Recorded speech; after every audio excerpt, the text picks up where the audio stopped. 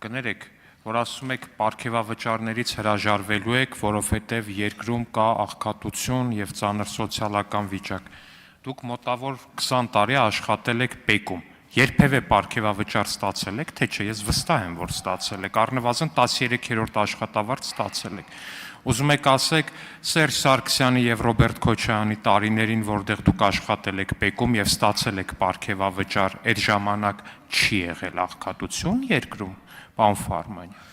Պարոն Ալեքսանյան, խորհուրդ կտամ չշփոթել քաղաքական պաշտոնը պետական ծառայության հետ, սա մեկ։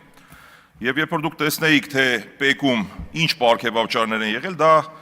այն ժամանակվա թվերով կարող եմ ասել, պարգևավճար եւ աշխատավարձը միասին եղել է մոտավորապես մինչեւ 400,000 դրամ։ Մենք, ես նորից եմ կրկնում, մեկ անգամ եւս կրկնեմ, մենք բարոյական իրավունք չունենք որպես քաղաքական գործիչներ եւ քաղաքական պաշտոն զբաղեցնող անձինք այդ պարգևավճարից օգտվելու, դրանք տարբեր բաներ են կատեգորիկ։ Դուք բերում շարքային ծառայողին համեմատում եք քաղաքական պաշտոն զբաղեցնող ազգային ժողովի падգամավորի հետ։ Շնորհակալություն։ Պարոն Ֆարմանյան, բայց այդ ո՞նց է ստացվում, որ այդ ձեր այդ գումարային պարգևավճար աշխատավարձ գումարած իրար 400,000 ստանալով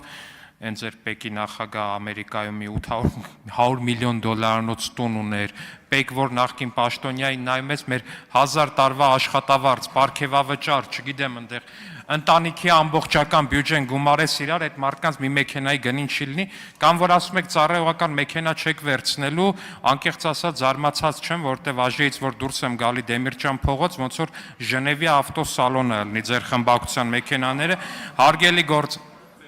հարգելի գործընկերներ, անկեղծորեն որ ասեմ կզարմանայի շատ, որ օրինակ չգիտեմ, պարոն Կարապետյանը Քեմրիով գնար գար, ասենք անկեղծ էլ եկեք այդ թեմաներով չխոսենք, հարգելի գործընկերներ, բայց այնուամենայնիվ իմ առաջին հարցը մնում է ուժի մեջ, այդ ո՞նց է ստացվում, որ դուք այտենց 400,000 դրամ ստացող ազնիվ պաշտոնյաներ եք եղել նախկինում, բայց հիմա ունեք այտենց հարյուրավոր միլիոնների գույք, անձամբ դուք չէ՞ էդ վերնախավը ՊԵԿ-ի, իսկ մենք այս պարգևավճար ստացողներս մի հատ հիպոթեկով տուն ունենք մի կերպ։ Պարոն Ալեքսանյան, դուք կրկին անգամ փորձում եք ներքաշել ինձ մի թեմայի մեջ, որին տալու եմ շատ հստակ ու ուղիղ պատասխան։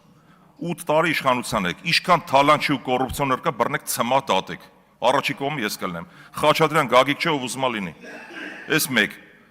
Այդ պատասխանատվությունը չփորձեք կապել մեր քաղաքական ուժի հետ։ Ոչ Գագիկ Խաչատրյանի պատասխանատուն եմ, ոչ էլ Գագիկ Խաչատրյանի ժամանակ եմ առաջի ու վերջի անգամ աշխատել։ Գագիկ Խաչատրյանը եղել ընդամենը հերթական պետական եկամուտների կոմիտեի նախագահ, երբ որ ես աշխատում էի։ Աշխատել եմ Մաքսային պետական կոմիտեի ղեկավարի օրոք Արմեն Ավետիսյանի, Հովիկ Հովսեփյանի, Դավիթ Անանյանի, Վարդան Հարությունյանի, հիմա ինչ կապ ունի, ես բոլորի պատասխանատուն եմ, ինչա։ Կամ դուք ինքներդ ձեզ հակասում եք, երբ որ դուք անընդհատ ՊԵԿ-ի մասին եք խոսում, դուք բոլոր ՊԵԿ աշխատողներին եք վիրավորում։ Երբ որ այդ ՊԵԿ-ի տակ դուք տեսնում եք ինչ-որ մի մոնստր, որ մարդը պիտի թալանի, ու դուք գիտեք ինչի համար եք զարմացած, որ որևէ թալան, դուք լավ գիտեք, որ թալան գոյություն չունի իմ կողմից։ Ես իմ ամեն իր տեղն է պատասխան տալիս։ Իսկ ինչ վերաբերում է մեր գործընկերներին, առնվազն պետք է մարդ միամիտ լինի, որ այդ մեր գործընկերների կենսագրությանը ծանոթ չլինի, որ չհասկանա, ասենք պարոն Կարապետյանը ոնց է մայբախ քշում։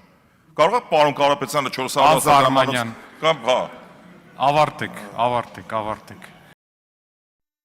Հավանիչ տեսանյութը եւ բաժանորդագրվիչ նորությունները բաց չթողնելու համար